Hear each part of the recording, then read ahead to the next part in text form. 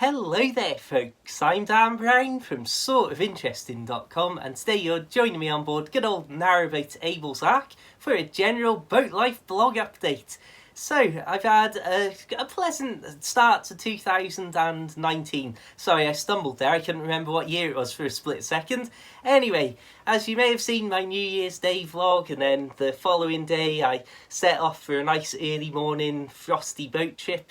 And that was a proper beautiful trip. It only lasted maybe 15 minutes or so of travelling time, and I'll post the proper full real-time natural sounds video at some point in the future. I did have one minor issue though, as there was only one bridge that I needed to go through on that short trip, as I was only moving around from the Poacher's Pocket to spend a night or two up at Chirk Bank, which is where I'd originally spent my first ever winter mooring period on narrowboat Tilly 6 years to this moment ago. I would have been moored up there on the exact same mooring ring that I actually moored one of the ropes of Abel's Ark to when I got there as well. So anyway, that's all distraction. So as it was only a short trip, I only had one bridge to go under by the Poacher's Pocket pub, and well, I didn't quite clear it, I've got to be clear. Basically, because I have a big cratch cover, a big pram hood for the back of the boat, I put that down when I'm travelling, so that obviously it's not a huge obstacle to try and steer under bridges, as in this case, even with it down, because it's raised off the boat roof slightly still, I just missed my alignment going through the bridge and just caught the edge that was the fold of the cratch cover that was just sticking out just slightly from the boat, caught that and put a tiny little hole into the little window section. So that was devastating. My first actual bit of damage to the cover, even though I'd put it down for safekeeping. So anyway, we'll move on from that. When I arrived at the Chirk Bank, in the usual way with the places that have got the proper mooring rings, I couldn't find two rings that would actually line up to a sensible sort of easy part to moor up to the front and back end of Abel's Ark, being 45 feet long.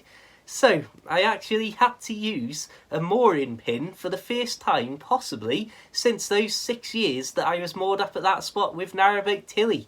And my goodness me, I've forgotten just how loud it sounds when you're just mashing a mooring pin into the ground with a big mallet. So I had to put a tea towel over the top of the pin to try and stop the noise ringing not only through my ears but right through my body. And sadly the tea towel was destroyed in the process. But anyway, in all seriousness, I'd only planned on spending maybe one night there and moving on, maybe two at most. I spent 3 nights there, and part of that was just because it was such a moment of nostalgia when I turned up and when I had got everything all sorted and went and sat on board and looking out of the windows onto the exact same scenes that I'd first seen and had those early memories of from my first ever winter on a boat whatsoever. It was one of those weird things. It was like, this is really nice just being here. And another thing that prolonged my stay was the fact that I had that moment of realisation, hang on a minute, there's a bus stop maybe about a 40-50 second walk away from here. This is the perfect place for supply runs. There's a car park, it's a private car park, but a car park nonetheless, right next to where the boat's moored up at Chirk Bank. And of course, that meant that me and my granddad could reignite the tradition from years and years and years ago and go out down to St Martin's, that's only just down the road from Chirk, get a load of bags of coal, I think 5 or 6 of them, and then fetch them up and literally park the car a few feet away from the boat and bundle all these bags of coal onto the front. So that was an excellent little moment, and it really was like reliving the old days. Wonderful stuff. Like I say, it was just a massive nostalgia hit, I suppose, and I was thoroughly enjoying it. So in all seriousness though, Chirk Bank, it's also somewhere it's controversial, as that's also where I had my bike stolen off the back of my boat back in those very same early days of narrowboat life, which isn't such a good memory, and it certainly put me on edge when late at night you'd hear people going about here and there. And unbelievably, while I was out having a nose on the stern really late at night one night, maybe about, I don't know, say sometime probably after 1 AM, I saw a police van come down over the bridge and it had a really bright light that was shining around and what have you. Don't know if they were looking for anyone specific or just looking for rogue boaters or what.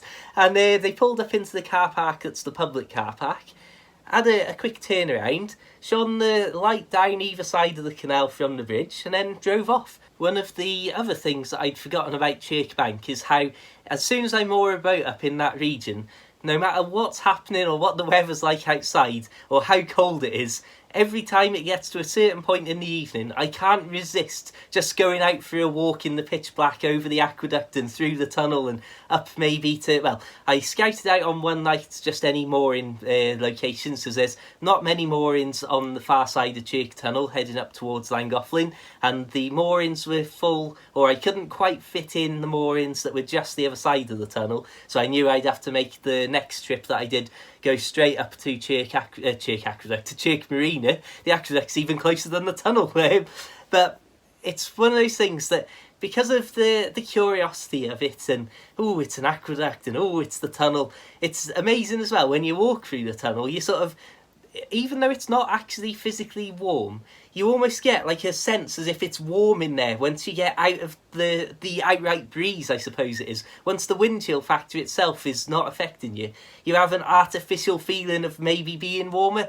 Don't quote me on that incredible science that I just tried to explain there. Anyway, as I say though, it's a lovely little place to just wander around, and of course, as many of you know, you've got Western Rin, where my friends used to live back in the narrowboat Tilly era, and that I spent a huge amount of time up there playing in the woods and running around.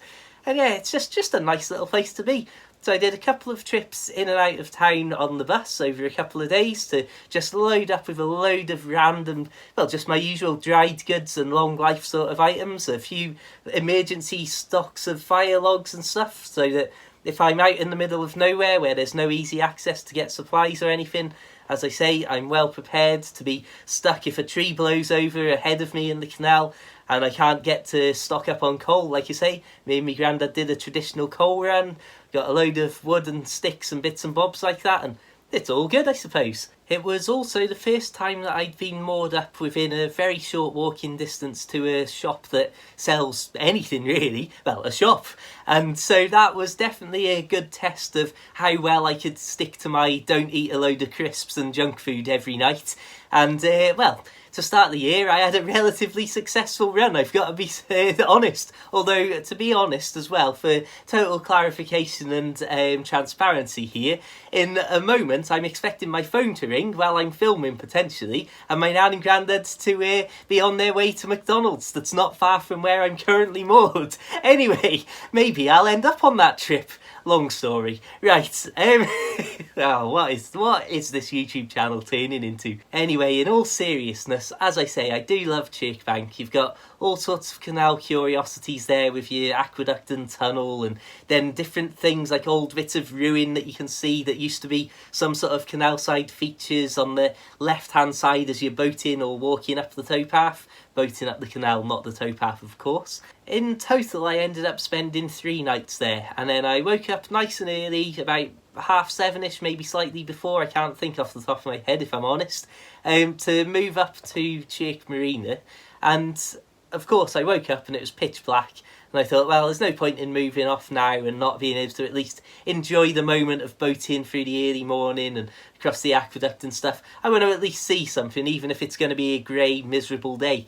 So I waited a little bit, and then, as you'll see possibly from some of the footage on the screen, and again, I'll post a proper full-length real-time boat video of this trip, and maybe even a time-lapse at some point, because when I got to Chirk Aqueduct, it's the first time I've done some proper narrow canal or narrow channel boating for a long time, and I'd forgotten that as you go across the aqueduct, you're really at the mercy of any little breezes or wind or anything that's rattling through the valley there. And oh my goodness me, it was literally, it may not appear it on the video, or it may appear like it on the video, but it was like ping pong, just ding, ding, ding, from side to side to side to side. And then when I got to the tunnel, after having the incident with the bridge and the cover when I was just going from the Poachers to Chirk Bank, I made sure that my cover for the back of the boat was stored very flat and across to the towpath side of the tunnel, and I managed to make it through that almost unscathed, but I did, for almost the majority of it, have the boat slightly pointing in towards the towpath, just so that I could control how close the back of the boat was getting to the tunnel wall, as that's not something that I wouldn't want to prolong the experience of scraping against the wall all the way through something like Chirk Tunnel. Anyway, and at this point, I suppose, I shall draw this video to a close. Thank you so much for tuning in. I hope you've enjoyed this. Feel free, as always, to subscribe and hit the notification bell so that you'll actually get notified about my future boat life videos, which there's plenty of them coming out thick and fast at the moment. If you're unfamiliar with this channel, then please go back, have a look at the hundreds of boat life videos from my previous narrowboat, good old Tilly. And, well, if you're curious or want to help me out, please consider checking out my short boat life books, available for the Kindle, paperback, one of them as an audiobook. I'm currently releasing my current book that I've been working on completely free of charge over on the website and as a monthly audiobook episode, so I hope you'll enjoy that. Because I'm releasing that for free though, I did set up a Patreon to try and fund and keep the madness going, so please consider checking that out as well. You'll find loads of social media links in the description. Feel free to add me on my personal Facebook and stuff like that. Just have a fantastic day. Check the links in the description. And my goodness me, my friends, as always, keep it boat worthy, keep it interesting. I said those the wrong way around. But the important thing is, have a fantastic day. And of course, my friends, farewell. Oh, phew. Oh, what happened then? Oh.